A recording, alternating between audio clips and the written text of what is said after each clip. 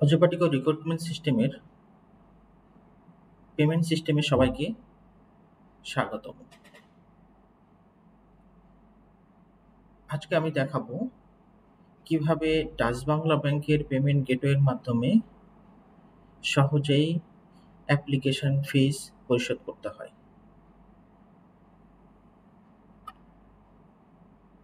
যে application serial এবং password আছে সেটা নিয়ে আমরা লগইন বাটনে যাব। লগইন বাটনে প্রেস করলে আমাকে অ্যাপ্লিকেন্ট যে ড্যাশবোর্ড আছে সেই ড্যাশবোর্ডে নিয়ে যাবে এবং ড্যাশবোর্ডে আমার প্রয়োজনীয় তথ্য এখানে শো করবে। আমি সিকিউরিটি রিজনে এটাকে গোপন রাখা হলো।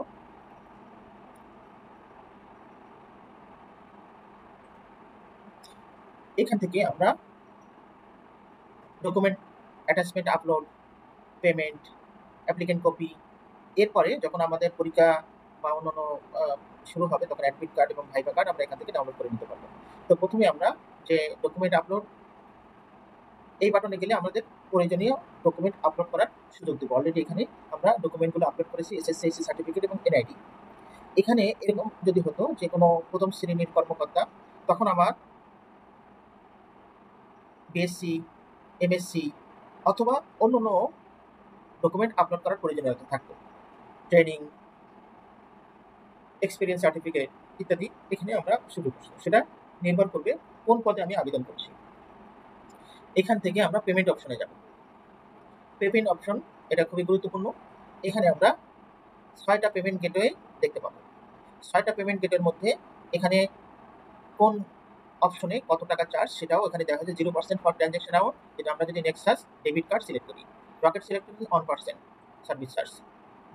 ভিসা বা মাস্টার কার্ড সিলেক্ট করলে আমরা 1.5% সার্ভিস চার্জ এখানে দিতে হবে। অন্যান্য ব্যাংকের ভিসা এবং মাস্টার কার্ড যদি সিলেক্ট করি সেখানে 1.5% সার্ভিস চার্জ হিসেবে এখানে শো করবে। আমরা যদি 1.5% এখানে 7.5 টাকা।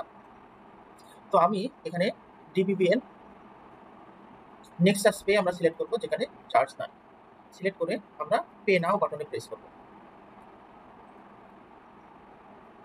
এখান থেকে আমার ডাচ বাংলা ব্যাংকের পেমেন্ট গেটওয়ে পেজে নিয়ে যাবে।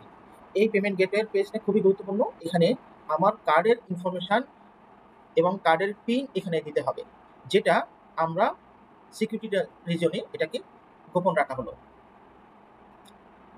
এবং অবশ্যই পেমেন্ট করার ক্ষেত্রে, যে কোনো ধরনের পেমেন্ট করার ক্ষেত্রে আমরা কোন সাইটে পেমেন্ট করছি এবং হলো এই পেমেন্ট সাইটটাকে এসএসএল সার্টিফিকেট এনাবল কিনা সেটা আমরা দেখে নিব। এখানে অবশ্যই ডাচ বাংলা ব্যাংকের পেমেন্ট গেটওয়ে এবং এখানে এসএসএল সার্টিফিকেট এনাবল করা আছে। এটা হলে connection is secure. That's why এখানে আমরা প্রয়োজনীয় তথ্য দিলে কোনো সমস্যা নেই।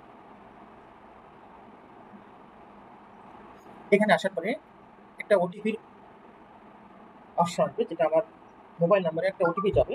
সেই ওটিপি যে কোডটা আছে সেই কোডটা আমরা এখানে দিব। অবশ্যই সিকিউরিটি পারপাস এগুলো আমরা গোপন রাখবো।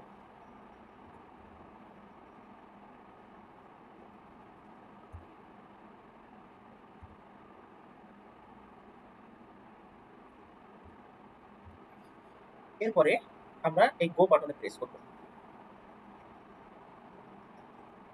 অলরেডি আমার পেমেন্ট সাকসেসফুল হয়ে গেছে। আমরা এখানে ক্লিক করলে আমরা ড্যাশবোর্ডে যেতে পারবো। এখানে আমার ফি পেড সাকসেসফুলি, আমরা কিন্তু এখানে ক্লিক করে আমরা পেমেন্ট রসিদটা ডাউনলোড করে নিতে পারবো। এই যে পেমেন্ট রসিদ ডাউনলোড হয়ে গেল। এইবারে এখন দেখবো অ্যাপ্লিকেন্ট কপি। এই অ্যাপ্লিকেন্ট কপি আমার প্রয়োজনীয় তথ্য আপডেট করে পেমেন্ট করার পরে যে অ্যাপ্লিকেন্ট কপিটা আমরা পাবো সেটাও আমরা প্রিজার্ভ করবো এরকমভাবে। এই অ্যাপ্লিকেন্ট কপির মধ্যে আমার সমস্ত তথ্য সহ পেমেন্ট ইনফরমেশন এবং এটা এখানে রয়ে গেছে। এবং পেমেন্ট করার ক্ষেত্রে একটা জিনিস খুবই গুরুত্বপূর্ণ, যে আবেদন করার পরে আমি কিন্তু 3 দিন সময় পাবো পেমেন্ট করার। 3 দিন পরে কিন্তু আমি যে বর্তমানে যে সিরিয়াল নাম্বারটা পেয়েছি সেটা আর কাজ করবে না। তখন আবার নতুন করে আবেদন করে আমাকে সিরিয়াল নাম্বার নিতে হবে এবং সেই সিরিয়ালের এগেনস্টে আমাকে পেমেন্ট করতে হবে। ধন্যবাদ সবাইকে। Thank you very much for watching this video.